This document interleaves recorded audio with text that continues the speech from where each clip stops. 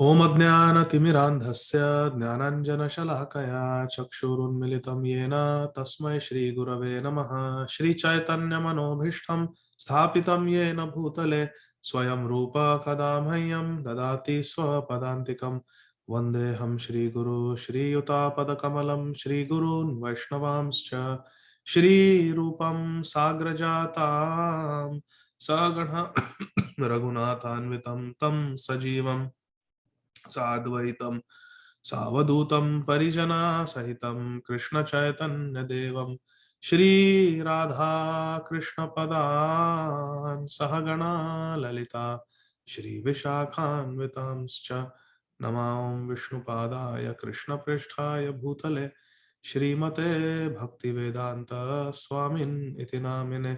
नमस्ते सारस्वते देवे गौरवाणी प्रचारिणे निर्विशेष शून्यवादी पाश्चात्य देशतारिणे वाञ्छाकल्पतरुभ्यश्च कृपा सिन्धुभ्य एव च पतितानां पावनेभ्यो वैष्णवेभ्यो नमो नमः। नमो महावदान्याय कृष्णप्रेम प्रदायते कृष्णाय कृष्णचैतन्य नाम्ने गौरत्विषे नमः। हे कृष्ण करुणा सिंधो दीनबंधो जगत्पते गोपेश गोपिका कांत राधा कांत नमोस्तुते। तप्त कांचना गौरांगी राधे वृंदावनेश्वरी वृषभानुसुते देवी प्रणमामि हरिप्रिये। जय श्री कृष्ण चैतन्य प्रभु नित्यानंद श्री अद्वैत गदाधर श्रीवासादि गौर भक्तवृंद। हरे कृष्णा कृष्ण कृष्ण हरे हरे हरे राम राम राम हरे हरे। हरे कृष्णा कृष्ण कृष्ण हरे हरे हरे राम राम राम हरे हरे। हरे कृष्णा कृष्ण कृष्ण हरे हरे हरे राम राम राम हरे हरे। हरे कृष्णा। कृष्ण कथा देश के प्रिय भक्तों, आप सभी को मेरा दंडवत प्रणाम। पद्मावती माता जी, आपको भी दंडवत प्रणाम। एक मिनट में आपको को होस्ट, ठीक है। तो हम लोग ग्रंथराज श्रीमद् भागवतम से जो छठा स्कंध है, सिक्स्थ कैंटो, उसके पहले अध्याय पर हम चर्चा कर रहे हैं और ये प्रसंग है अजामिल का। पिछले भागवतम क्लास में हमने देखा कि अजामिल किस तरह से उस वैश्या के पीछे बिल्कुल पागल हो गया था। उसने अपनी विवाहित पत्नी को घर से निकाल दिया, जो एक बहुत अच्छी ब्राह्मणी थी, और अपने माता पिता उनको भी निकाल दिया घर से। और माता पिता बेचारे उसी गांव में रह रहे थे, उन्हें अपने घर से निकाल दिया और जाएंगे कहाँ? तो उसी गांव में माता पिता रहते थे और गांव वाले बहुत उनकी निंदा करते थे और उन्हें भला बुरा कहते थे कि देखो कैसा इनका लड़का बिल्कुल निकृष्ट निकला।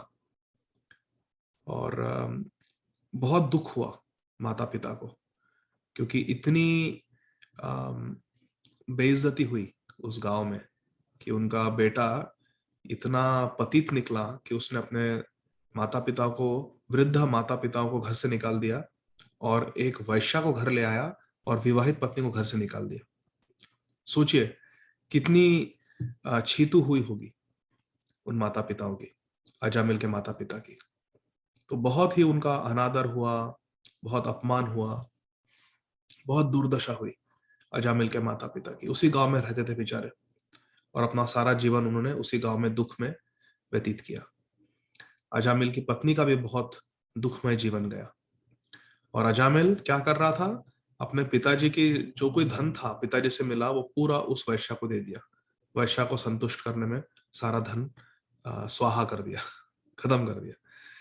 और पिताजी तो ब्राह्मण थे, इतने कुछ पूजा यज्ञ आदि करते थे, इतना तो कोई धन था नहीं। वो धन समाप्त होने के बाद पिताजी का धन कुछ ही दिनों में समाप्त हो गया और फिर वो चोरी करने लगा, लोगों का अपहरण करने लगा, जुआ खेलने लगा और कहता लोगों से पैसे लेता था उधारी पे, और फिर लौटाता नहीं था। कहता था कि मैं ब्याज के साथ लौटाऊंगा, इंटरेस्ट के साथ लौटाऊंगा, और मूल रकम भी लौटाता नहीं था। ऐसा बहुत बदमाश था अजामिल, और लोगों को बहुत दुख देकर उसने धन कमाना शुरू किया अधर्म से। और इस प्रकार से अजामिल और उसकी वो वैश्या जो थी, वो दोनों साथ में रहते थे। तो अभी श्लोक क्रमांक 66 से हम शुरुआत करेंगे। हमने 65 तक चर्चा की थी, अभी 66 श्लोक से शुरू करेंगे। यह है श्रीमद् भागवतम छठा स्कंद पहला अध्याय। यतस ततस चोपनिन्ये न्यायतो अन्यायतो धनम भवाराश्याः कुटुम्बिन्याः कुटुम्बम मंदधीर अयम। यतस ततस चोपनिन्ये, इसका क्या अर्थ है? यतस ततस का अर्थ है कि जैसे भी संभव हो, क्या करता था वो? उपनिन्ये अर्थात प्राप्त करता था। कैसे? न्यायतः, न्याय द्वारा, अर्थात ठीक ठीक तरह से, या अन्याय द्वारा, हुक और बाय क्रुक जैसा हम अंग्रेजी में कहते हैं, न्याय से अन्याय से, हुक और बाय क्रुक, किसी प्रकार से वो जैसा भी हो धन कमाता था। और धन किसके लिए कमाता था? धनम बभारा, अर्थात भरण करने के लिए, देखभाल करने के लिए। किसकी? अस्याह कुटुंबिन्या, उस वैश्या के कुटुंब का। ऐसा नहीं कि खुद के स्वयं के कुटुंब का भरण करने के लिए धन कमा रहा था वो।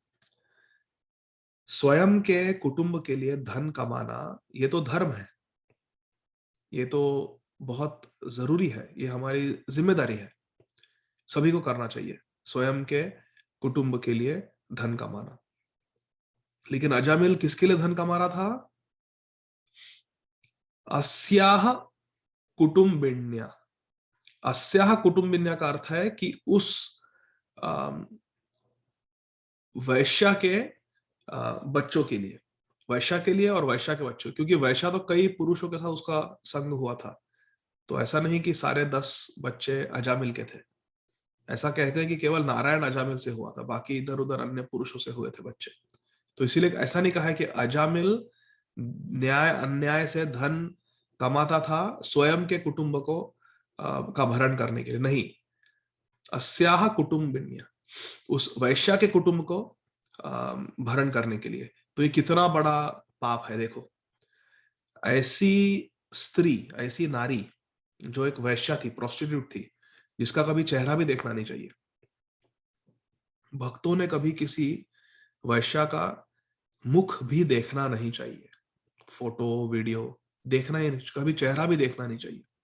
उनके साथ संग करना तो बहुत दूर की बात है, लेकिन ऐसी नारी जिसका कभी चेहरा भी देखना नहीं चाहिए, उसके साथ वो रहने लगा और उसका भरण करने लगा, धर्म और अधर्म से धन कमाकर, न्याय अन्याय से धन कमाकर। एक वैश्या जिसका मुंह भी नहीं देखना चाहिए, उसका भरण करने लगा ये पापी अजामिल। यमदूत कह रहे हैं विष्णुदूतों से। इसीलिए क्या कहा है अजामिल को? मंदधि अयम, ये जो जिसे आप बचाने की बात कर रहे हो, यमदूत कह रहे हैं विष्णुदूतों से, आप जिन्हें बचाने के लिए आए हो, ये अयम, ये पापी पुरुष अजामिल, मंदधि, बिल्कुल इसे कोई बुद्धि ही नहीं है, एकदम मूर्ख है ये। अपनी विवाहित पत्नी को निकालकर एक वैश्या के साथ उसने अपना सारा जीवन बिताया। माता पिता जो ब्राह्मण थे, बहुत उन्हें दुख दिया, बहुत कष्ट दिया, कितनी उनकी निंदा हुई, कितना उनका अपयश हुआ। अगला श्लोक, श्लोक क्रमांक 67। यद असौ शास्त्रम उल्लंघ्य स्वैर्चार अतिगर्हितः अवर्तत चिरम कालम अघायुर अशुचिर मलात्। आगे यमदूत गण कह रहे हैं यत असौ, क्योंकि इस ब्राह्मण शास्त्र उल्लंघन, क्योंकि अजामिल ब्राह्मण था और इसने शास्त्र का उल्लंघन किया, शास्त्र उल्लंघ्य, इसीलिए ये दंडनीय है, इसे दंड देना चाहिए। देखिए, ये बहुत जरूरी सिद्धांत है। यदि किसी को जानकारी नहीं है, यदि कोई अज्ञान में है और पाप करता है, अज्ञानवश पाप करता है, तो दंड तो मिलेगा, लेकिन कब मिलता है। लेकिन यदि कोई ऐसा है जो पढ़ा लिखा है, जिसे सब ज्ञान है, और सब ज्ञान होने के बावजूद भी वो शास्त्र विरुद्ध आचरण करता है, पाप करता है, तो दंड अधिक मिलता है, क्योंकि वो मासूम नहीं है। तो यहां पर दिया है कि असौ, ये ब्राह्मण था लेकिन फिर भी इसने शास्त्र उल्लंघन किया, शास्त्रों का उल्लंघन किया। ब्राह्मण का क्या धर्म है? शास्त्र का पालन करना, शास्त्र को पढ़ना और शास्त्र को पढ़ाना, पठन पाठन यजन याजन, ये है ब्राह्मण के धर्म। भगवत गीता जी में भगवान श्री कृष्ण सिखाते हैं। तो ब्राह्मण को धर्म का पालन करना चाहिए, धर्म की रक्षा करनी चाहिए और धर्म की शिक्षा देनी चाहिए समाज के अन्य लोगों को। लेकिन इसके ठीक विपरीत आचरण किया अजामिल ने। क्या किया उसने? शास्त्रम उल्लंघ्य, शास्त्रों का उल्लंघन किया, शास्त्र विरुद्ध आचरण किया। क्यों? स्वैरचारी अतिगर्हिता, स्वैरचारी, वो वैश्या जो स्वैरचारी है, जैसा मन में है वैसा वो व्यवहार करती है, गमन करती है, ऐसे वैश्या के साथ इसने संग किया और उस वैश्या की सेवा की। माता पिता की सेवा करनी चाहिए। पिताजी का धन लिया, पिताजी का धन लेकर किसकी सेवा करनी चाहिए? माता पिता की सेवा करनी चाहिए। ये बहुत बड़ा सिद्धांत है कि यदि कोई पुत्र अपने माता पिता से धन लेता है, तो वो धन कोई स्वयं के लिए नहीं है, खुद के लिए नहीं है। वो धन, उस धन द्वारा हमें हमारे माता पिता की सेवा करनी चाहिए। जो हमें इनहेरिटेंस में मिलता है, जो पैसा मिलता है माता पिता से, उस पैसे को माता पिता की सेवा में लगाना चाहिए, या ऐसे कार्यों में लगाना चाहिए जिससे कि माता पिता तुष्ट हो, संतुष्ट हो, माता पिता खुश हो। यदि माता पिता चाहते हैं कि हम कोई गाड़ी खरीदे उनसे पैसा लेकर, तो खरीदना चाहिए, क्योंकि माता पिता जी की आज्ञा है। यदि माता पिता धन देते हैं और कहते हैं कि ठीक है, अपने भार्य या अपने पत्नी के लिए कुछ खरीदो, तो वो खरीदना भी ठीक है, क्योंकि उससे माता पिता प्रसन्न होंगे। लेकिन माता पिता से धन लेकर किसी वैश्या पर खर्च कर देना और माता पिता को घर से निकाल देना, और माता पिता ने जिस नेक नारी से विवाह किया है उस ब्राह्मणी को निकाल देना घर से, तो ये बहुत बड़ा पाप किया है अजामिल ने, ऐसा यमदूत कह रहे हैं। स्वैरचारी, जैसा मन में आया वैसा व्यवहार। अतिगर्हित, बहुत ही ये निकृष्ट है, कंडेम्ड है। अवर्तत चिरम कालम, और ऐसा नहीं कि एक दिन इसका पतन हुआ या कुछ दिनों तक इसने गलती की, नहीं। यमदूत कह रहे हैं विष्णुदूतों से है कि ये अजामिल जिसे आप बचाने का प्रयास कर रहे हो, जिसे बचाने के लिए आप यहां पर आए हो, इसने चिरम कालम, इसने बहुत देर तक, बहुत सालों तक, बहुत बहुत कई सालों तक, अभी 88 की उम्र है इसकी, 88 इसकी उम्र है, और करीब करीब इसकी उम्र 25-30 होगी जब उस वैश्या को घर ले आया था वो। आप सोचिए कितने साल, 50 से भी अधिक साल, उसने करीब करीब 60 साल इस वैश्या के साथ बिताए। इसीलिए चिरम कालम, 60 साल तक इस वैश्या के साथ रहा है इंद्र तृप्ति करते हुए। अघ आयु, अघ आयु, अघ अर्थात बहुत ही पापी, और आयु अर्थात पूर्ण जीवन। सो यमदूत कह रहे हैं कि ये इस अजामिल का अघ आयु, इसका सारा जीवन पापमय रहा है, सारे जीवन भर इसने पाप किए हैं, पाप कर्म किए हैं, बहुत लंबे काल तक, चिरम कालम। अशुचि, शुचि अर्थ है एकदम साफ, पवित्र। अशुचि अर्थात एकदम अपवित्र, एकदम निकृष्ट है ये अजामिल, ऐसा यमदूत कह रहे हैं। मलात, मलात अर्थात पूरा मल भरा है, इसमें पूरा कंटेमिनेशन भरा है। तो यमदूत प्रवचन में कह रहे हैं विष्णुदूतों से कि आप कृपया करके हमें ले जाने दीजिए इस अजामिल को। ये बहुत ही निकृष्ट पुरुष है, बहुत पापी है, इसने बहुत शास्त्र विरुद्ध क्रियाएं किए हैं और सारा जीवन इसका पापमय रहा है। तो ये बहुत ही मलिन है व्यक्ति, हमें ले जाने दीजिए, ले जाने दीजिए और इसे दंड देने दीजिए, यमराज के पास ले जाने दीजिए, ऐसा कह रहे हैं विष्णुदूत। इस अध्याय का अंतिम श्लोक, श्लोक क्रमांक 68। तत एनम दंडपाणे सकाशम कृतकिल्बिषम नेष्यामो कृत निर्वेशम यत्र दंडेन शुध्यति। देखिए बहुत जरूरी है ये श्लोक। यहां पर लिखा है ततः, इसीलिए, यमदूत कह रहे हैं विष्णुदूत से, इसीलिए एनम दंडपाणे, हमें ले जाने दीजिए इस अजामिल को दंडपाणे के पास। दंडपाणे कौन है? पाणे अर्थात हाथ, और दंड अर्थात the rod of death, the rod of punishment. तो जो यमराज जी है उन्हें दंड पाने कहते हैं, क्योंकि वो अपने हाथ में दंडा लेते हैं और उस दंडे से दंड देते हैं पापी लोगों को, इसलिए यमराज को दंड पाणे कहा है। जैसे भगवान विष्णु को चक्र पाणे कहते हैं कि जिनके हाथ में सुदर्शन चक्र है। इंद्र जी को वज्र पाणे कहते हैं, उनके हाथ में वज्र है। शंकर भगवान को शूल पाणे कहते हैं क्योंकि उनके हाथ में त्रिशूल है। और हमारे पार्थ सारथी कृष्णा कुरुक्षेत्र में, उन्हें कहते हैं रथांग पाणे, क्योंकि उनके पाणे, उनके हाथ में रथ का अंग है, रथ का चक्का, रथ का पहिया उठाकर उन्होंने भीष्मदेव की तरफ दौड़े थे पार्थ सारथी भगवान कृष्ण, तो उन्हें रथांग पाणे कहते हैं। इंद्र को वज्र पाणे कहते हैं, शंकर भगवान को शूल पाणे कहते हैं, भगवान विष्णु को चक्र पाणे कहते हैं। और यहाँ पर यमराज को कहा है तत एनम दंड पाणे, दंड पाणी कहा है, यमराज जी को दंड देते हैं वो। सकाशम कृतकिल्बिषम, ये कृत का अर्थ है कार्य करना, और किल्बिषम का अर्थ है बहुत पापमय कार्य।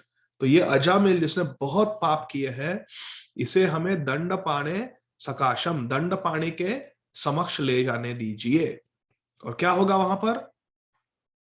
नेश्याम, हम ले जाएंगे यमराज जी के पास इस अजामिल को, और अकृत निर्वेशम, क्यों ले जाएंगे? क्योंकि अकृत निर्वेशम, इन्होंने, अजामिल ने अपने पापों का कोई प्रायश्चित्त नहीं किया है। अकृत निर्वेशम, निर्वेशम नहीं किया है, अपने पापों का कोई अभी तक समाधान नहीं किया है, पापों के लिए कोई प्रायश्चित्त नहीं किया है। इसीलिए हमें इस अजामिल को यमराज जी के समक्ष ले जाने दीजिए। और वहां क्या होगा? यत्र, वहां पर दंडेना शुद्धति, हम शुद्ध करेंगे, हम इस अजामिल को शुद्ध करेंगे। कैसे? बहुत दंड देकर। तो दंड क्यों मिलता है यमपुरी में? ताकि हम शुद्ध हो जाए, हमारे पाप धुल जाए। ये है विधान शास्त्रों का, भगवान का विधान है। यहाँ पर तात्पर्य में श्रील प्रभुपाद जी कहते हैं कि विष्णुदूतों ने यमदूतों को, अजामिल को यमराज जी के पास ले जाने के लिए मना किया था। इसीलिए यमदूत यहाँ पर समझा रहे हैं विष्णुदूतों को कि ये जो व्यक्ति है अजामिल, ये बहुत पापी है, इसीलिए ये यमराज जी के पास ले जाने के लिए बिल्कुल युक्त है, बिल्कुल अप्रोप्रिएट है, बिल्कुल ले जाना चाहिए, योग्य है ये, इसे ले जाना चाहिए यमराज जी के पास। और क्योंकि अजामिल ने कोई प्रायश्चित्त नहीं किया है अपने पापों के लिए, वहां पर यमराज जी इसे दंड देकर शुद्ध करेंगे। तो ये है आशय यमदूतों का। अभी हम जाएंगे अगले अध्याय में, अध्याय क्रमांक 2। ये श्रीमद् भागवतम के 6ठे स्कंद का दूसरा अध्याय है। इस अध्याय का नाम है, इस अध्याय को कहा है अजामिल को कैसे विष्णु दूतों द्वारा मुक्ति मिलती है, मुक्ति प्राप्त होती है। तो यहां पर प्रथम श्लोक में सुखदेव गोस्वामी जी कह रहे हैं, श्री बादरायणीर उवाच। श्री सुखदेव गोस्वामी जी ने कहा। बादरायणी ये सुखदेव गोस्वामी जी का नाम है, क्योंकि वो व्यासदेव जी के पुत्र है। व्यासदेव जी को बदरायण कहते हैं, तो उनके पुत्र सुखदेव गोस्वामी जी को बादरायण कहते हैं। एवं ते भगवत दूता यमदूता विभाषितम उपधार्याथ तान राजन प्रत्याहुर नय कोविदाह।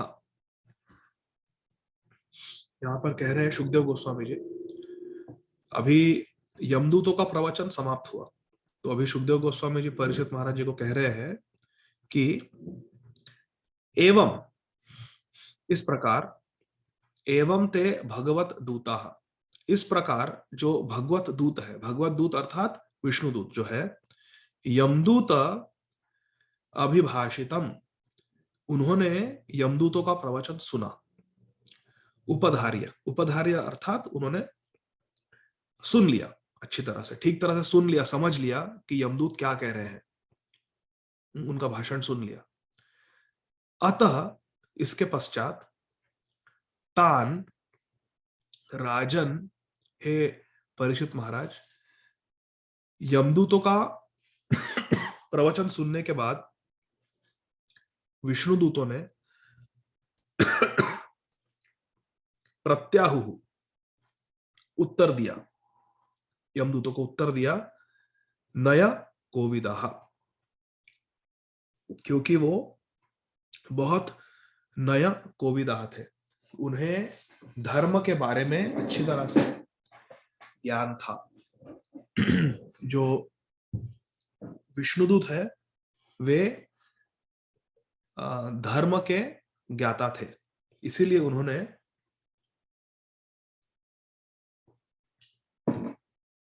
उन्होंने यमदूतों को उत्तर दिया। अभी यमदूत धर्मराज के दूत है, लेकिन विष्णु दूतों के तुलना में यमदूत बहुत निकृष्ट है, बहुत नीचे स्तर पर है। श्लोक क्रमांक 2, श्री विष्णु दूता उचुहु, विष्णु दूतों ने कहा, अहो कष्टम धर्म दृशाम अधर्मः स्पृशते सभाम यत्रा दंड्येश अपापेषु दंडोयर ध्रियते वृथा। क्या कह रहे हैं विष्णुदूत? श्री विष्णुदूताः उचुः, अर्थात एक विष्णुदूत नहीं, 4 विष्णुदूत बोले, अहो, हाय हाय, देखिए, कष्टम, ये कितनी दर्द की बात है, कितनी दुख की बात है कि धर्म दृशाम, कि जो व्यक्ति धर्म का पालन जिन्होंने करना चाहिए, अधर्म स्पृशते, उन्हें अधर्म ने वश में कर लिया है। विष्णुदूत कह रहे हैं जो धर्म की सभा होनी चाहिए, अधर्म स्पृशते सभाम, वो सभा अधर्म की सभा हो गई है। यत्र, जहां पर अदंडेशु, जिसे दंड नहीं मिलना चाहिए। वो यमदूत कह रहे थे कि अजामिल बिल्कुल दंडनीय है, दंड मिलने की योग्य है, लेकिन यहां पर विष्णुदूत कह रहे हैं ठीक उल्टा, कह रहे हैं कि अदंडेशु, कि ऐसा व्यक्ति अजामिल जिसे दंड बिल्कुल नहीं मिलना चाहिए, अपापेशु, उसने कभी पाप नहीं किया है। देखिए, विष्णुदूत अजामिल का वर्णन कर रहे हैं, अभी तक यमदूतों ने अजामिल का वर्णन किया, कहा कि बिल्कुल पापी निकृष्ट व्यक्ति है ये, इसे दंड देना चाहिए। तब विष्णुदूत कुछ नहीं कहे, उन्होंने सुन लिया पहले ठीक तरह से। इसीलिए हमें श्रीमद् भागवतम ये सीख देते हैं कि ये सीख मिलती है श्रीमद् भागवतम द्वारा कि जब कोई संवाद हो रहा है, कोई कन्वर्सेशन हो रहा है, कोई डायलॉग हो रहा है, तो संवाद में जब कोई सामने वाला व्यक्ति कुछ कह रहा है, शांति से पहले सुन लेना चाहिए। अभी विष्णुदूत गण पहले से जानते थे कि अजामिल बिल्कुल अम, अपापी है, कोई पाप नहीं किया उसने। क्यों? क्योंकि उसने नारायण नाम, दिव्य नाम का उच्चारण किया, तो वो बिल्कुल अम, पापों से मुक्त हो गया है। ये विष्णुदूत जानते थे, लेकिन ये पूरे पहले अध्याय में उन्होंने यमदूतों का प्रवचन सुन लिया। उन्हें बीच में उनकी बात काटी नहीं। कभी बात काटनी नहीं चाहिए, सुन लेना चाहिए पहले। क्योंकि अगर बात काटे हम सामने वाले व्यक्ति की, तो व्यक्ति को बिल्कुल गुस्सा आ जाएगा, क्रोध आ जाएगा, और फिर हम क्या कह रहे हैं वो सुनेंगे, तो सुनेगा नहीं। तो क्या होगा? फिर संवाद नहीं हो पाएगा, फिर विवाद या झगड़ा होगा, कलह हो जाएगा। इसीलिए श्रीमद् भागवतम, ये दिव्य ग्रंथ, हमें सिखा रहा है कि जब किसी से मिलते हैं तो पहले सुन लेना चाहिए। तो विष्णुदूतों ने पूरा सुन लिया, और अब वो कह रहे हैं कि ये अदंडेशु, ये दंडनीय नहीं है, अपापेशु, ये बिल्कुल पापी व्यक्ति नहीं है अजामिल। दंड यही ध्रियते वृथा, वृथा व्यर्थ में। ऐसा व्यक्ति जो दंडनीय नहीं है, जो बिल्कुल भी पापी नहीं है, उसे दंड देना चाहते हैं ये धर्मराज के दूत, ये यमदूत। अहो कितनी, अहो कष्टम, कितने दुख की बात है कि जो धर्म के ज्ञाता है, जो धर्म को जानते हैं और धर्म के अनुसार जो शासन करते हैं, वे अभी अधर्म कर रहे हैं। इतने पुण्यवान अजामिल को ये दंड देना चाहते हैं, ऐसा विष्णुदूत कह रहे हैं। श्लोक क्रमांक 3। प्रजानां पितरो ये च शास्तारः साधव समाः यदि स्यात् तेषु वैषम्यं कम यान्ति शरणं प्रजाः। विष्णु तो आगे कहते हैं, प्रजानां पितरो ये च, जो प्रजा के पिता है, जो प्रजा के पालन करने वाले हैं, जो प्रजा, जो जनता के पालक है, ये च वे शास्तारः, शास्तारः अर्थात जो शास्त्रों में जो लिखा है, शास्त्रों में जो हमें आदेश मिला है, जो शास्त्रों की आज्ञा है, साधव अर्थात सारे सद्गुणों से युक्त, समाह जो सबके लिए बिल्कुल समान है, जैसे न्याय, न्याय सभी के लिए समान है। यदि, इफ, स्यात्, तेषु वैषम्यम, यदि जो लोग प्रजानाम पितरः, जो प्रजा के पालन करने वाले हैं, वे यदि तेषु वैषम्यम, वैषम्यम अर्थात पार्शियलिटी, समह नहीं बट पार्शियलिटी, यदि वो किसी का पक्ष लेते हैं, उन्हें पक्ष लेना नहीं चाहिए। जैसे कहते हैं ना कि कानून सभी के लिए समान है, लेकिन अगर कोई वैषम्यम करेंगे, पार्शियलिटी करेंगे, किसी को अधिक फेवर करेंगे, तो उसे कहते हैं पार्शियलिटी। कम यान्ति शरणम प्रजा, यदि जो प्रजा के पालन करता है, वे धर्म का पालन, शास्त्रों का पालन करने के बजाय यदि वे अधर्म का पालन करेंगे और समह नहीं रहेंगे सभी लोगों के लिए, और पार्शियलिटी करेंगे, तेषु वैषम्यम, पार्शियलिटी अगर करेंगे, तो फिर कम यान्ति शरणम प्रजा, तो फिर प्रजा किसके शरण में जाएगी, प्रजा किसका आश्रय लेगी। कितनी बड़ी बात कह रहे हैं कि जो लोग समाज में श्रेष्ठ है, उनकी ये जिम्मेदारी है कि शास्त्र के अनुसार व्यवहार करे, शास्त्रों के अनुकूल व्यवहार करे, ना कि शास्त्र को विपरीत व्यवहार करे। कभी शास्त्रों के विरुद्ध व्यवहार नहीं करना चाहिए, क्योंकि बाकी लोग देखते हैं ना हम क्या कर रहे हैं। जैसे भगवत गीता में भगवान कृष्ण कहते हैं, यद यद आचरति श्रेष्ठ तत्त देवेतरो जना सयत प्रमाणम कुरुते लोकस्तत् अनुवर्तते।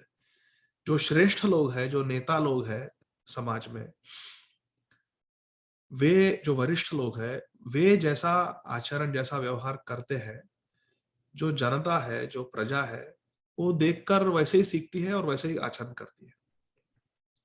तो इसीलिए जो लीडर्स है, जो नेता लोग हैं, उनकी अधिक जिम्मेदारी है कि वो शास्त्र को जाने और शास्त्र के अनुसार कार्य करें।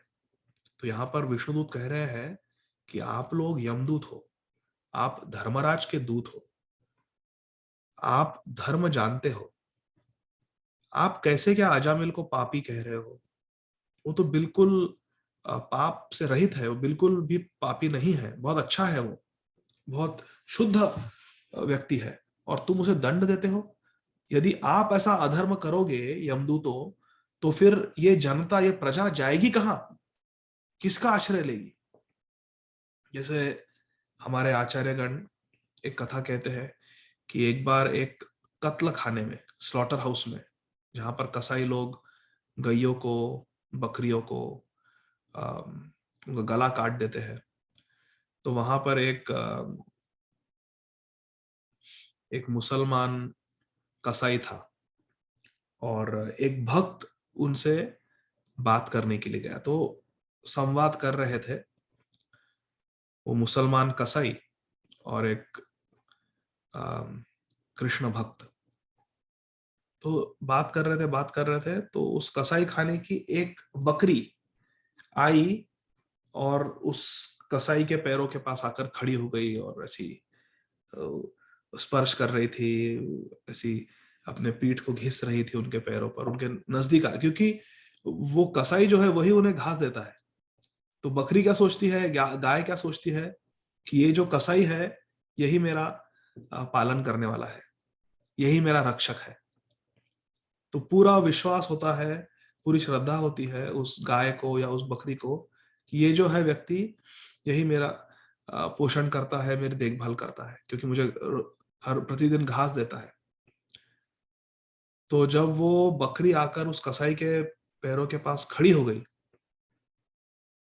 बहुत श्रद्धा के साथ, बहुत विश्वास के साथ, तो उस कसाई ने ऐसा बोल दिया कि अरे बकरी, इतना भी पास मत आओ, इतना भी स्नेह मत करो, नहीं तो हम तुम्हारा गला कैसे काटेंगे?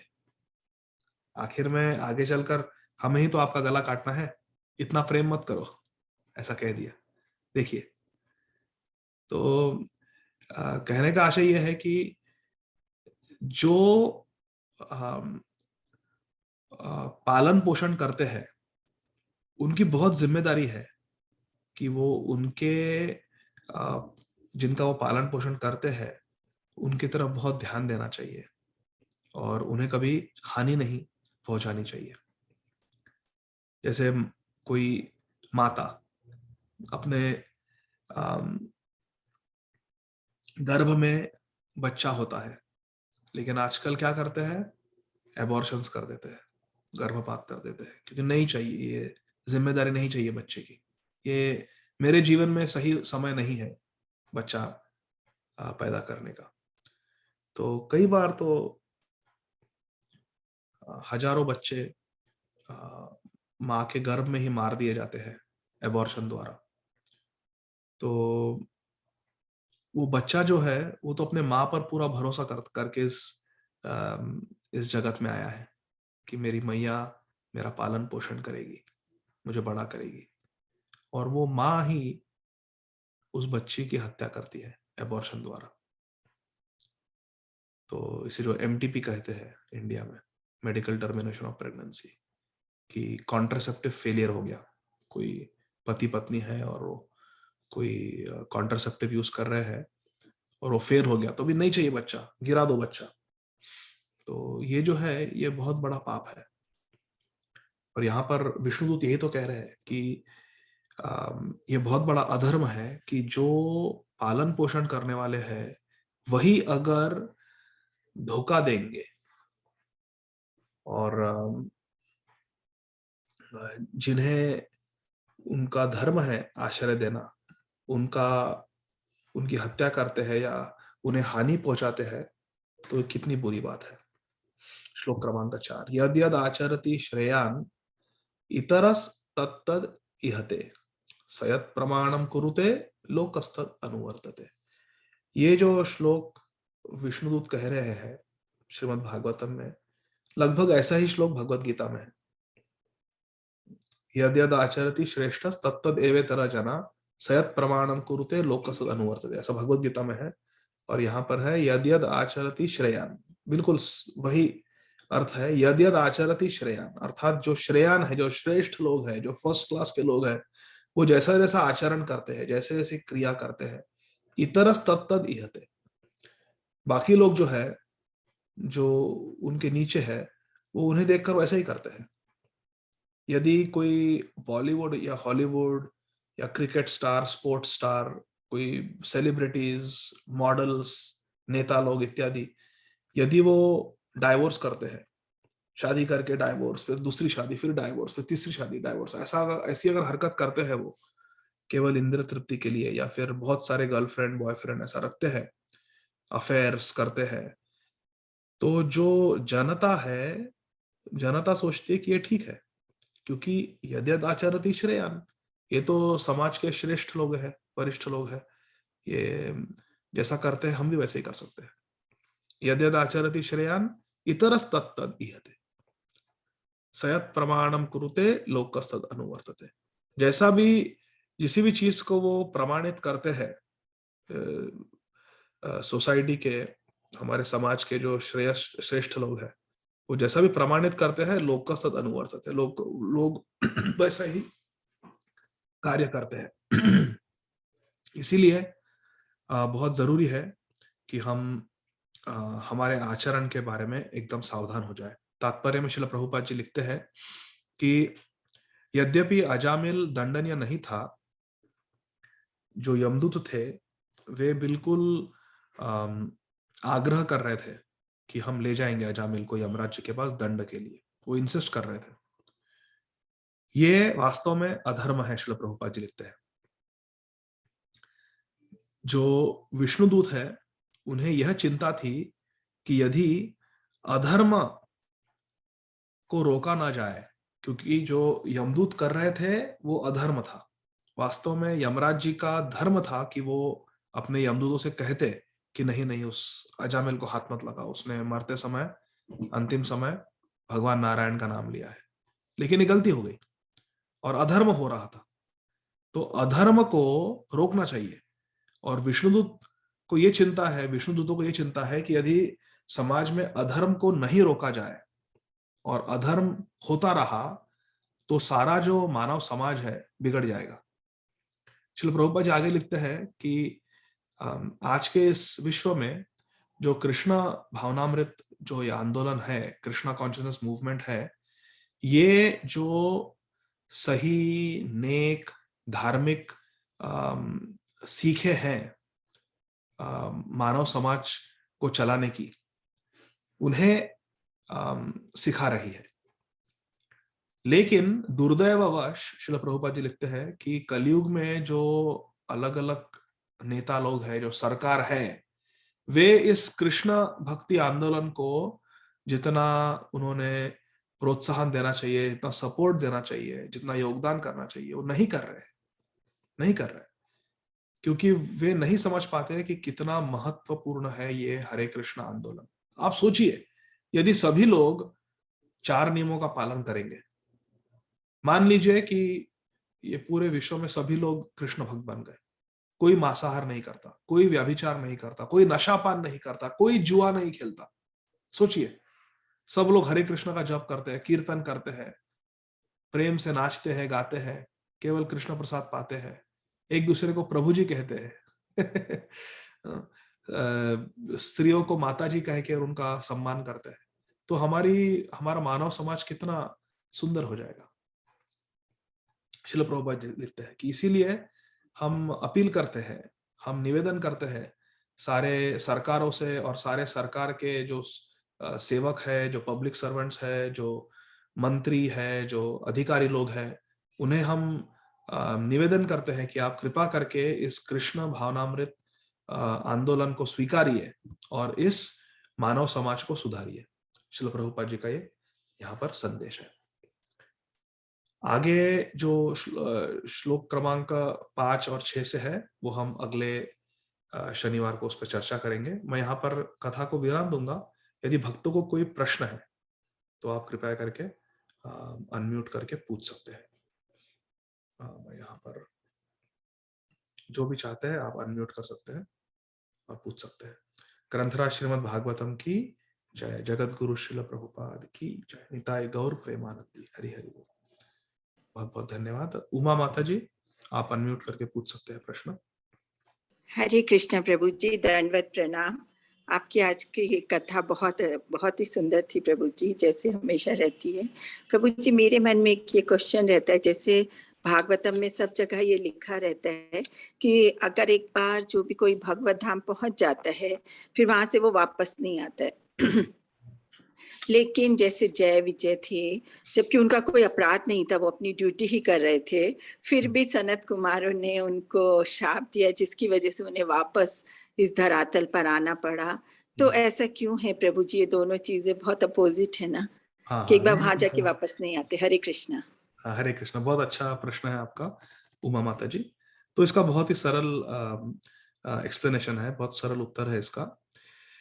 पहली बात, जय और विजय, ये जो दो भगवान के पार्षद है, आप देखते हैं कि यदि आप किसी मंदिर में जाते हैं तो बाहर जय विजय की मूर्ति होती है मंदिर के बाहर। तो ये जय विजय कोई साधारण भक्त नहीं है, ये भगवान के पार्षद है। ये पहली बात।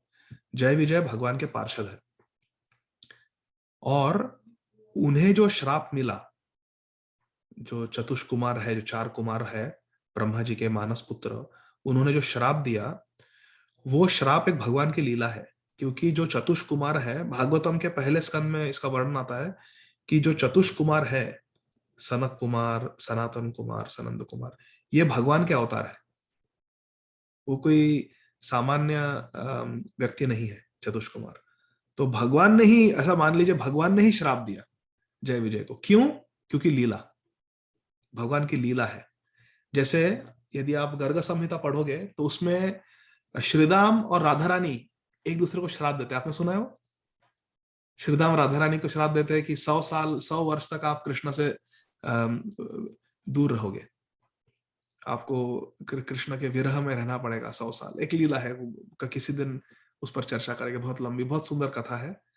और शालिग्राम शिला भी उसी वजह से है।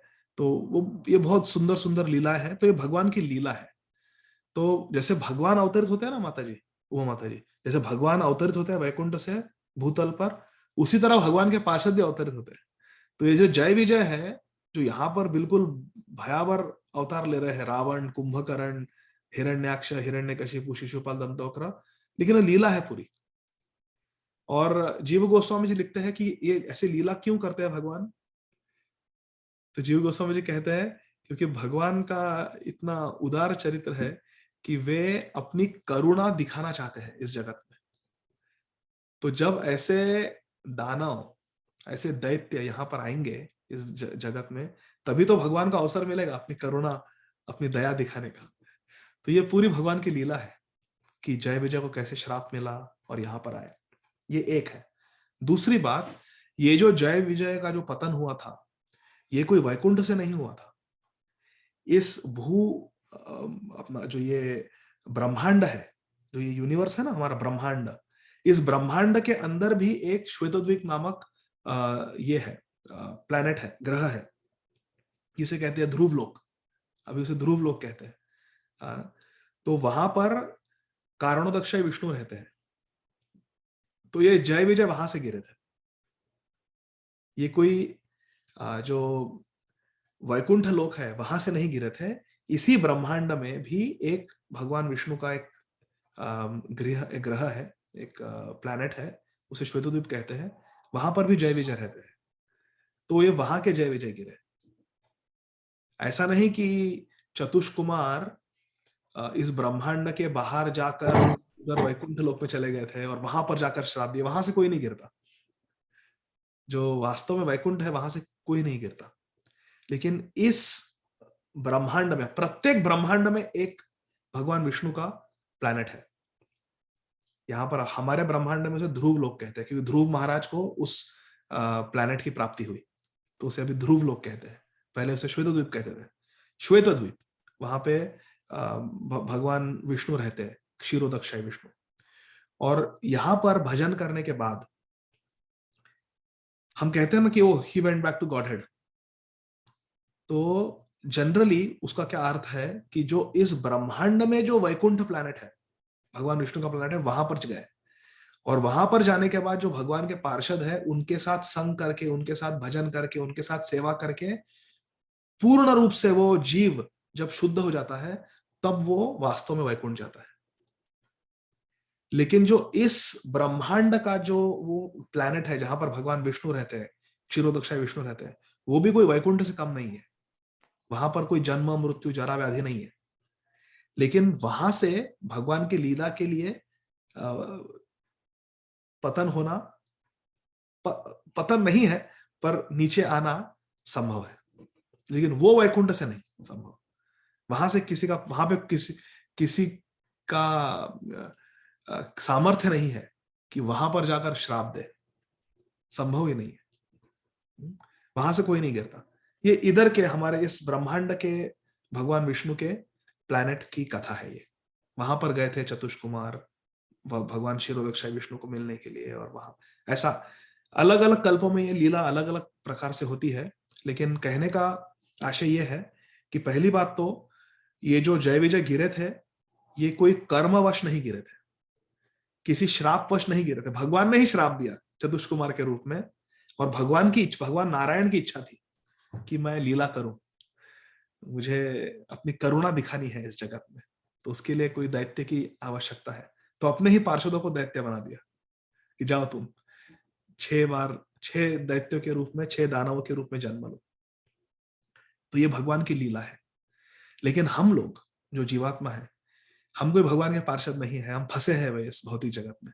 हम लोग भजन करके, वैष्णव सेवा करके, गुरु सेवा करके, गुरु और कृष्णा की अनुकंपा प्राप्त करके, दया कृपा प्राप्त करके जब हम भगवत धाम की प्राप्ति कर लेते हैं, तो वहां से हमें कभी भी गिरना संभव नहीं है।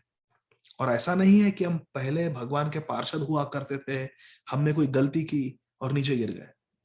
ऐसा कभी भी नहीं, कोई शास्त्र में ऐसा नहीं लिखा है, ऐसा नहीं होता। वैकुंठ से कभी किसी का पतन नहीं होता। भगवान कृष्ण स्वयं गीता जी में कहते हैं, आ ब्रह्म भुवना लोक पुनरावर्तिनो अर्जुना माम उपैति कौन्तेय पुनर्जन्म न विद्यते। ब्रह्मलोक से लेके पाताल लोक तक कहीं भी जाओ, तुम्हें बार बार आना पड़ेगा। पुनरपि जन्मम पुनरपि मरणम होता है, फिर से पुनर्जन्म लेना पड़ेगा। लेकिन माम उपेत्यतु कौन्तेय पुनर्जन्म न विद्यते, लेकिन जो मेरे पास आते, मेरे धाम में आते हैं, वो कभी नहीं लौटते। और गीता जी में भगवान कृष्ण कहते हैं कि न तद भास्यते सूर्यो न शशांको न पावक यद गत्वा न निवर्तन्ते तद धाम परमम मम। मेरा जो धाम है गोलोक वृंदावन, वहां पर कोई सूर्य चंद्र अग्नि की आवश्यकता नहीं है, क्योंकि वहां तो चिंतामणि प्रखर सद्मशु कल्प वृक्ष, प्रत्येक कर्ण चिंतामणि है, सेल्फ इफल्जेंट है, ज्योतिमय है, चिन्मय है। तो न तद भास्यते सूर्यो न शशांको न पावक, कोई आवश्यकता नहीं इन चीजों की, सूर्य चंद्र अग्नि इलेक्ट्रिसिटी, कोई आवश्यकता नहीं है। यद गत्वा न निवर्तन्ते तद धाम परम, फिर से वही बात कहते हैं, यम प्राप्य न निवर्तन्ते यद गत्वा न निवर्तन्ते। अलग अलग श्लोकों में कई बार भगवत गीता जी में भगवान कृष्ण कहते हैं कि जो मेरे पास आता है उसे इस भौतिक जगत में कभी फिर से आना नहीं पड़ता है। जन्म कर्म च मे दिव्यम एवं यो वेदि तत्वतः त्यक्त्वा देहम पुनर्जन्म नैति मामेति सो अर्जुन। कृष्ण जी, भगवान कृष्ण कहते हैं कि जो मेरे जन्म और कर्मों को दिव्य जानता है और तत्वतः समझ लेता है मेरी लीला को, इस देह का त्याग करने के बाद वो इस भौतिक जगत में फिर से कभी नहीं आता, बल्कि मेरे पास आ जाता है। जन्म कर्म चमे दिव्यम एवं यो विदि तत्वतः त्यक्त्वा देहम, मृत्यु के पश्चात त्यक्त्वा देहम पुनर्जन्म नहीं थी माम एति स अर्जुन। मेरे पास आता है, मेरे धाम में आता है, वहां पर पुनर्जन्म कभी नहीं होता। तो इसीलिए ऐसा नहीं है कि हम कभी पहले वैकुंठ में थे, गोलोक वृंदावन में थे, फिर कुछ गलती कर बैठे, भगवान की ईर्ष्या कर बैठे, कुछ अपराध कर दिया और हरे कृष्ण पतन हो गया। वैकुंठ से कभी भी किसी का पतन नहीं हो सकता है।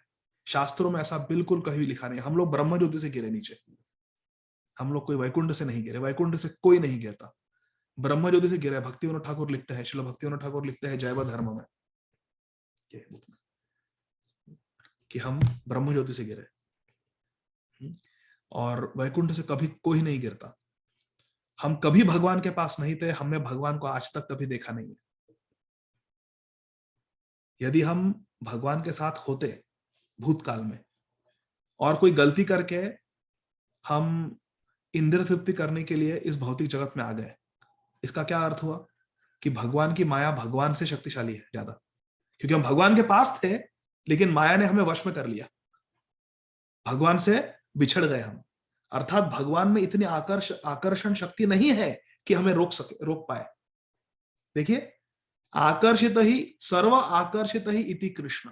कृष्ण इस नाम का अर्थ है कि वो सबको आकर्षित करता है। तो यदि माया ने हमें आकर्षित कर लिया भगवत धाम ने, वैकुंठ में, इसका अर्थ क्या हुआ कि भगवान की माया भगवान से भी अधिक शक्तिशाली है। कैसे? शक्ति शक्तिमान से कैसे क्या शक्तिशाली हो सकती है? शक्ति हमेशा शक्तिमान के अधीन रहती है। हम कभी भी भगवान के साथ नहीं थे, हमने कभी वैकुंठ देखा नहीं है, कभी भी देखा नहीं है, क्योंकि एक यद गत्वा न निवर्तन्ते, एक बार अगर भगवत प्राप्ति हो गई, भगवान से प्रेम हो गया, राधा कृष्ण से प्रेम हो गया, तो क्यों हमें काम वासना हमारे हृदय में जागृत होगी?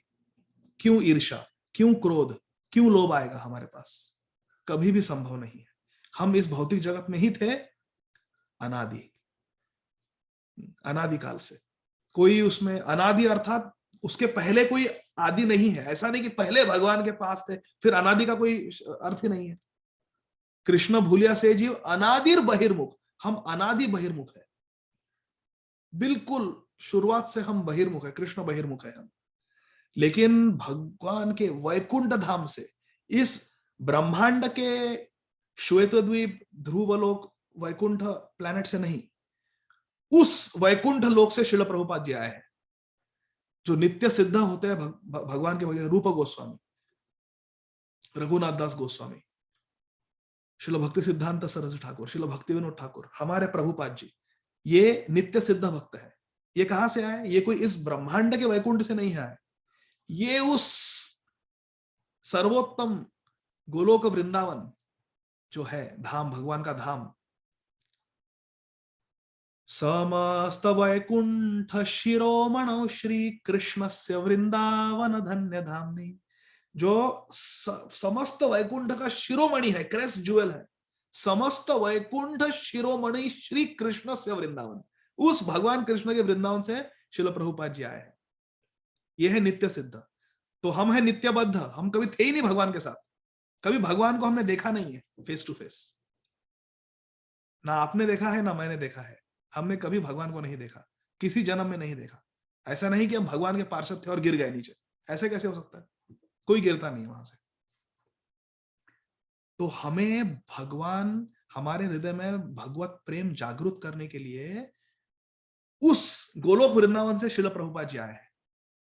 क्यों? इसीलिए कहते हैं, ये सब हमारे आचार्यों ने कहा है कि भक्त, भगवान और भक्ति, ये तीन चीजें, ये तीन वस्तु इस भौतिक जगत के नहीं है। तो इस भौतिक जगत में रह के भगवत प्राप्ति कैसे होगी? तभी होगी जब कोई उस वैकुंठ से, गोलोक वृंदावन से यहां पर अवतरित होगा, शुद्ध भक्त, नित्य सिद्ध भक्त, श्रील प्रभुपाद जैसा। और फिर वो टॉमकिन स्क्वायर पार्क में बैठ के जब हरे कृष्णा कृष्णा कृष्णा हरे हरे, हरे राम राम राम हरे हरे। एक बार मेरे परम आराध्य गुरु महाराज जी श्रील राधानाथ स्वामी महाराज जी से प्रश्न पूछा गया था कि महाराज जी, नरोत्तम दास ठाकुर, श्रील नरोत्तम दास ठाकुर लिखते हैं, गोलोकेरा प्रेम धन हरि नाम संकीर्तन, कि जो गोलोक वृंदावन का जो प्रेम धन है वो है हरि नाम संकीर्तन, हरे कृष्ण महामंत्र का संकीर्तन। ऐसा श्रील नरोत्तम दास ठाकुर लिखे हैं, गोलोकेरा प्रेम धन हरि नाम संकीर्तन। तो महाराज जी, इसका अर्थ यह है कि गोलोक वृंदावन में भी हरि नाम संकीर्तन होता है, हरे कृष्ण महामंत्र का जाप होता है, वहां पर भी लोग गाते हैं हरे कृष्ण महामंत्र। महाराज, मैं जानना चाहता हूं कि गोलोक वृंदावन में जो भगवान के नित्य सिद्ध भक्त हैं वो कैसे गाते हैं हरे कृष्ण महामंत्र, कौन से ट्यून में गाते हैं हरे कृष्ण महामंत्र, कैसे गाते हैं? तो हमारे गुरु महाराज जी ने उत्तर दिया कि केवल श्रील प्रभुपाद जी का टेप सुनिए, वैसा गाते हैं। हरे कृष्णा कृष्ण कृष्ण हरे हरे, हरे राम राम राम हरे हरे, क्योंकि श्रील प्रभुपाद जी वहां से आए हैं। तो जब नित्य सिद्ध गोलोक वृंदावन से आते हैं तब हमें व्रज प्रेम मिलता है, व्रज भक्ति मिलती है।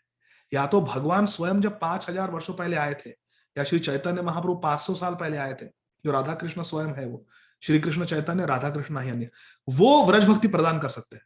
भगवान कृष्ण खुद, राधा रानी खुद, या श्री चैतन्य महाप्रभु स्वयं व्रज भक्ति प्रदान कर सकते हैं, और कोई नहीं कर सकता। केवल चैतन्य महाप्रभु, राधा कृष्ण और उनके जो नित्य सिद्ध पार्षद है। इसलिए तो कहते हैं हम कि श्री रूप गोस्वामी श्री चैतन्य मनोभीष्टम स्थापित मेन भूतले, जो श्री चैतन्य महाप्रभु की इच्छा थी उसे स्थापित किया रूप गोस्वामी ने। और श्रील भक्तिविनोद ठाकुर कौन है? नमो भक्ति विनोदाय सच्चिदानंद नामिने गौर शक्ति स्वरूपाय रूपा अनुग वरायते। जो रूपानुग भक्त है, रूप गोस्वामी के जो फॉलोअर्स है वरीय, उनमें बेस्ट इज भक्ति विनोद ठाकुर। रूप गोस्वामी के फॉलोअर्स में बेस्ट इज भक्ति विनोद ठाकुर। तो क्या चैतन्य महाप्रभु के पार्षद कौन है? रूप गोस्वामी।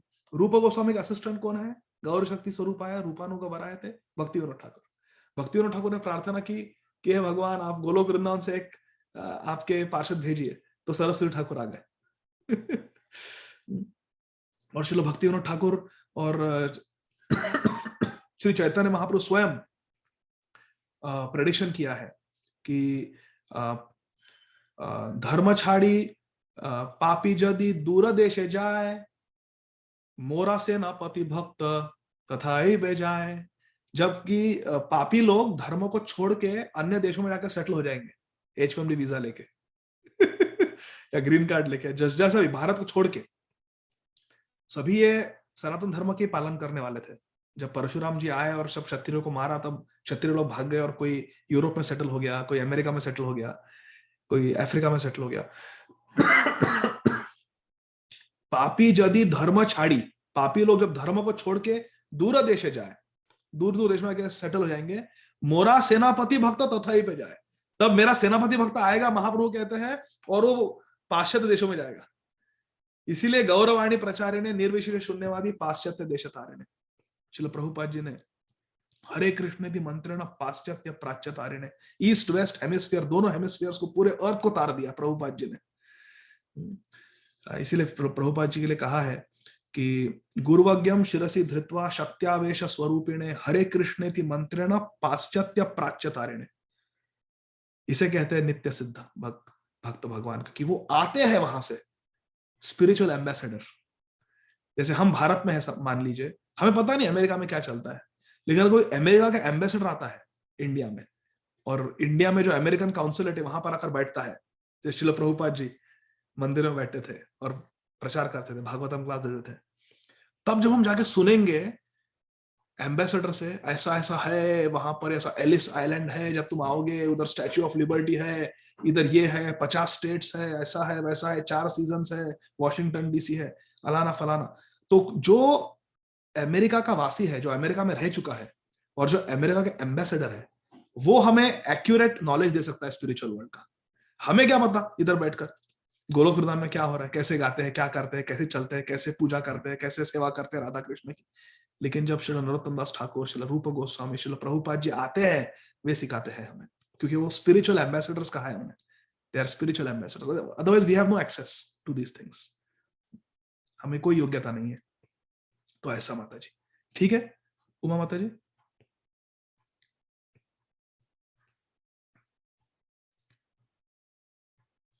एक मिनट. आप एक मिनट. हाँ, आप अनम्यूट कर सकते हैं उमा माता जी. हाँ, प्रभु जी बहुत बहुत धन्यवाद. बहुत ही अच्छा आंसर दिया आपने. मेरे मन में बार बार जब जब पढ़ती थी यही क्वेश्चन आता था. अभी समझ में आए वो सब भगवान की नित्य लीला होती है. बहुत बहुत धन्यवाद प्रभु जी. दंडवत प्रणाम. हरे कृष्णा. जय श्री हरे कृष्णा. हरे कृष्णा. सीमा माता जी. हरे कृष्णा प्रभु जी. Very nice. प्रभु टाइम है तो मैं पूछूंगी, नहीं तो अगली बार पूछ लूंगी. आप पूछ लीजिए माता जी, जल्दी जल्दी कर लेंगे. प्रभु 68 वर्स में के परपट में प्रभुपाद जी ने लिखा है 68 6.1 68. एक जगह लिखा हुआ है प्रभु जी कि he becomes sinful and therefore he also must be killed, otherwise after death he must suffer many sinful reactions. Similarly, punishment by Yamraj is the process of purification for the most abnormal sinful persons. प्रभु दो question है, क्यों लिखा हुआ है कि he must be killed, otherwise after death he must suffer many sinful reactions. Anyway, he's after, when he's killed also, then he'll suffer the sinful reaction, Prabhu. So why Yamraj? हाँ, मनु संहिता में क्या लिखा है? हाँ, मनु संहिता में क्या लिखा है माता जी कि यदि किसने कोई मर्डर किया, यदि कोई मर्डर करता है, एक मर्डर, और जो राजा है, जो किंग है या जज है, वो उसे कैपिटल पनिशमेंट देता है कि ये मर्डर है, इसने एक मर्डर किया है, इसे मौत की सजा दी जाए. And that criminal is given death punishment by a king. तो मनु संहिता में ऐसा लिखा है कि तो फिर वही प्रायश्चित है उस मर्डर का, क्योंकि उसने मर्डर किया और उसे डेथ पनिशमेंट मिल गई, उसका भी मर्डर हो गया. So that is the punishment. Then that sin of murder is washed away. उसका प्रायश्चित हो गया, क्योंकि उन्हें भी मौत की सजा मिल रही है. एक मर्डर के लिए एक मौत की सजा, ऐसा. तो श्रील प्रभुपाद जी कहते हैं, if someone has committed murder, the sin of murder, then the king gives capital punishment, should give capital punishment. अभी कुछ कंट्रीज में अलाउड है capital punishment. In some countries it is just 14 years life imprisonment, like that, you know. So that is not proper. According to Manu संहिता, ऐसे जो पाप है उनके लिए there is death punishment. And when that death punishment is given, that particular sin is compensated. उसका प्रायश्चित हो गया. लेकिन अगर वैसा नहीं हुआ, वो मान लो बच गया, उसने वकील लगाकर निकल गया, तो ऐसा लगता है कि हाँ मैं बच गया, I got away scot free. Nobody gets away scot free. ये कोई कंट्री का लॉ थोड़ी है. यहाँ पर रावण राज थोड़ी है. यहाँ पर भगवान का राज है, और भगवान की जो सत्ता है वो बिल्कुल अमोघ है. वो बिल्कुल, बाद में यमराज जी एक एक हिसाब रखते हैं और पनिशमेंट मिलेगी. तो अगर किंग ने पनिश नहीं किया तो फिर बहुत दंड मिलता है यमलोक में, बहुत ज्यादा. Death is better. क्या होता है, जो हमें यातना शरीर मिलता है ना यमलोक में, हमने चर्चा की थी कि एक यातना शरीर मिलता है. जैसा हमारा ये शरीर है, मैंने ऐसा हाथ लगाया, मुझे कुछ नहीं हो रहा है, लेकिन मान लीजिए यहाँ पे मुझे बहुत सारे अल्सर्स है और मैं ऐसा हाथ लगाऊं तो कितना दर्द होगा ना. हाथ मत लगाओ, हाथ मत लगाओ. जो यातना शरीर होता है ना, यातना शरीर, वो बहुत सेंसिटिव होता है. उसमें ऐसा स्पर्श भी किया तो बहुत एक्सक्रूशिएटिंग पेन होता है, क्योंकि स्किन ही नहीं होता है उसमें, यातना शरीर में, सिर्फ पेन पेन पेन. और उस यातना शरीर पे मारते हैं बहुत, तो वो बार बार याचना करते रहे, मरने दो, लेकिन वहां पर डेथ नहीं आती. यमलोक में मृत्यु नहीं मिलती, सिर्फ पनिशमेंट मिलती है. तो इसीलिए कहा है प्रभुपाद जी ने कि यदि कोई नेक राजा है और वो किसी मर्डरर को कैपिटल पनिशमेंट देता है, मौत की सजा देता है, तो वो जो पाप है मर्डर करने का, उसका एक मर्डर का प्रायश्चित हो जाएगा, और फिर मृत्यु के पश्चात उसे फ्रेश चांस मिलेगा कोई अच्छा करने का. वरना यमदूत आएंगे और पनिश करेंगे, और वहां पर बहुत अधिक पनिशमेंट मिलेगी. अगर यहां से बचे तो उधर विथ पेनल्टी पनिशमेंट मिलेगी. ऐसा है. Is it making sense? मैं इंग्लिश में कहता हूं. जी प्रभु, नहीं समझ. जी प्रभु. So I was thinking क्यों एक मर्डर के जैसे बाद देखिए for he should example, be killed. have you heard of hit and run accident? जी bro. So if someone does hit and run, somebody hits somebody and then doesn't stop to provide care and just runs away thinking that I'm going to escape, hit and run, तो उसको ज्यादा punishment है. If somebody hits and stops and calls 911, tries to help the victim, तो punishment है पर कम है. Reckless driving जो भी है punishment मिलेगी पर कम मिलेगी. But if there is that crime of hit and run, you hit and you run also, and then you are caught, then the punishment is much more. So to commit murder and not to get punished, escape, that is hit and run. तो फिर यमराज जी पकड़ेंगे और punishment देंगे. तुमने murder भी किया, तुम झूठ भी बोले, you escape the law, you escape punishment, now I will give you punishment. अब किधर भागोगे बताओ? ऐसा. So Prabhupada says, therefore it is better that a criminal is punished in this world rather than get punished by Yamraj. Hare Krishna. Yeah, thank you so much, Prabhu. Very nicely explained, Sir, Prabhuji. Next question I'll ask in next class, Prabhu. I have one more question from your Bhagavad Gita class that you're doing now. I'll ask in some other. हाँ, या दूसरे को. The timing doesn't suit me, Prabhu, so I cannot correct. ask question. Otherwise, I'll write it and give it to you. हाँ, Send WhatsApp it में to भेजिए you. ना, I'll respond on WhatsApp. Okay. Hare Krishna. Our last question for today, KC Shaiwali Mataji. हरे कृष्णा प्रभु जी, दंडवत प्रणाम प्रभु जी. जो भी आपने वैकुंठ के बारे में बताया, I am so wonder to hear that. प्रभु जी, मेरा भी क्वेश्चन श्लोक नंबर 68 से है कि लास्ट लाइन जो है लिखा है कि वहां पर अपने पाप कर्मी की मात्रा के अनुसार दंडित होगा और इस तरह शुद्ध बनाया जाएगा. तो दंडित अगर हो गया है और फिर शुद्ध भी हो गया है, तो प्रभु जी फिर नेक्स्ट जन्म और नेक्स्ट कर्मों का फल ये सब क्यों? क्योंकि हमने तो ये सुना है ना कि नरक में दंडित होते हैं, फिर वो शुद्ध हो जाएगा, तो फिर नेक्स्ट जन्म कैसे होगा उसका? हरे कृष्ण. हाँ, सो शुद्ध होना और भगवत प्राप्ति होने में अंतर है.